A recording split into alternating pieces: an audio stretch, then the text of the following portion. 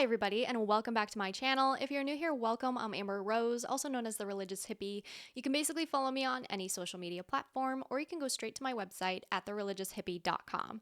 So, I am not prepared for the amount of heat that I am going to get for doing this video, because no matter what I say, there will always be people in the comments with opposing views, and I respect that. Why am I out of center? That's better. But I would rather speak the truth and be hated for it than stay silent. So let's get into this video. I first want to preface that modesty is not a black and white topic. There are so many YouTube videos, books, podcasts, there's so much information about modesty on the internet, and I feel like a lot of the times it's really overwhelming, and we can't just stuff everybody into the same modesty box. So with that being said, here's another video to add to your grocery list of modesty videos. Now, some people feel like modesty is suppressive, outdated, controlling, but as Catholics, we know that's the farthest thing from the truth.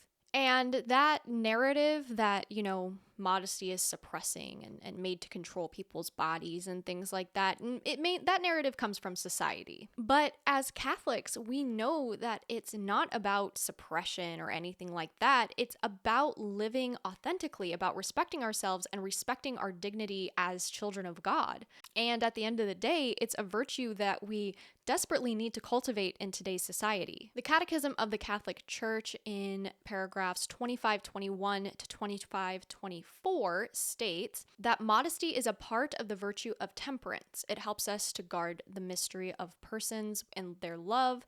It encourages purity in our thoughts, words, and actions, and respects the dignity of the human person. It means refusing to unveil what should remain hidden. And this is also very important to remember that modesty is not just about clothing.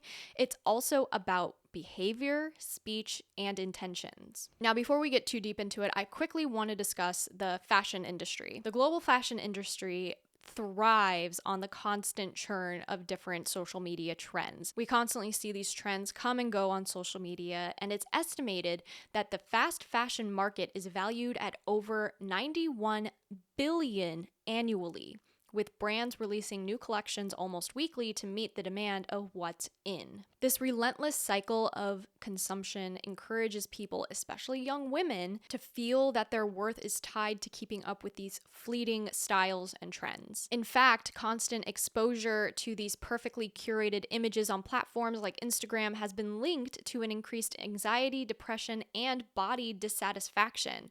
A 2021 study by the Internal Journal of Environmental Research and Public Health found that social media use correlates with a 27% higher likelihood of developing a negative body image, particularly among women. I mean, just think about all the trends you've seen come and go in the last year. There were way too many to count. There was the mob wife look, the clean girl aesthetic, the soft girl, the hot girl summer, old money aesthetic.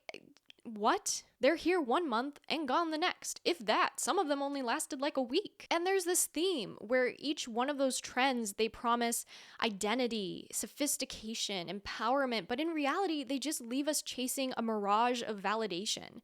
The ever-changing nature of these trends create a void rather than fulfillment, and we're left asking, am I enough? One fashion critic observed, trends don't build confidence. They profit from insecurity. Our clothing should reveal, not conceal, our dignity. St. Pope John Paul II spoke often about the language of the body, encouraging us to reflect respect and beauty in how we present ourselves. St. John Paul II stated, "The human body can never be reduced to an object. Its beauty must inspire reverence and a sense of sacredness. Dressing modestly is not about hiding who you are from society. It's showing the world that you have dignity and that you value yourself, you respect yourself. And when you have respect for yourself, other people respect you as well. In a way, it's saying, I am more than what you see. I am made in the image of God, and it aligns our outer appearance with the truth of who we are." And saints like Maria Goretti, who upheld purity even to her death, she reminds us that our worth is not determined by other standards, but by God's infinite love. So with that out of the way, I hope you guys kind of have gotten the idea that modesty is really more about internal than external things, because how we feel about ourselves internally will be communicated with how we dress externally. Basically, if you have modesty internally, you will have modesty externally as well. Now, I get a lot of young women and men constantly asking me how they can dress modestly, but the truth is, like I said in the beginning of this video, it's not a one-size-fits-all situation. Now, there are basic things like don't wear bikinis and don't wear super high crop tops and don't wear super tight leggings out without a t-shirt to cover your butt. For men, don't wear those muscle shirts. Don't take your shirt off at the beach. But again, it's more about an interior conversion than what we wear externally. And modesty is a virtue. It needs to be cultivated over time. I also want to throw in here too that modesty looks different on a lot of different people. For example, I'm about 5'6". I'm average height. My best friend, she's about 5'8", maybe. She's really tall. But something on her would not look the same on me and vice versa. A dress that goes down to my calf on me might go down to her knee on her. So we can't put each other into a box. If you guys have made it this far into the video, comment modest is hottest. Just kidding, that is cringe. Just comment your favorite emoji. Unless you guys want to comment modest is hottest. I'm not judging. While our main focus so far has been on clothing, I want to talk about how you can implement modesty into other parts of your life. Some things that you can do to be more modest and to practice this virtue is to stop swearing, be kinder to others, know when and when not to speak about yourself, knowing when to share information and when to keep it to yourself. All of these things help us to cultivate the virtue of modesty. Now, I also get hit with the whole, well, somebody told me to dress modestly because if I don't, then I'm leading others to sin.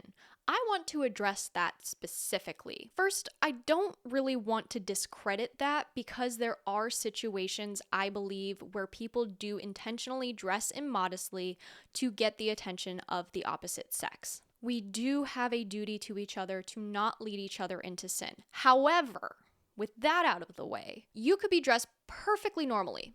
Jeans, t-shirt, dress that goes down to the knee, whatever. You could be dressed perfectly normally, and there will still be people who lust after you. This is not your fault under any circumstances. Do not feel bad about this. That is their problem. You should not dress modestly solely because you are afraid of leading another to sin. That is not the virtue of modesty, because they also have to practice the virtue of modesty and safeguard their own minds. And if they do not do that, they are the ones that are sinning. And of course, it's important to wear the appropriate attire for the appropriate situation.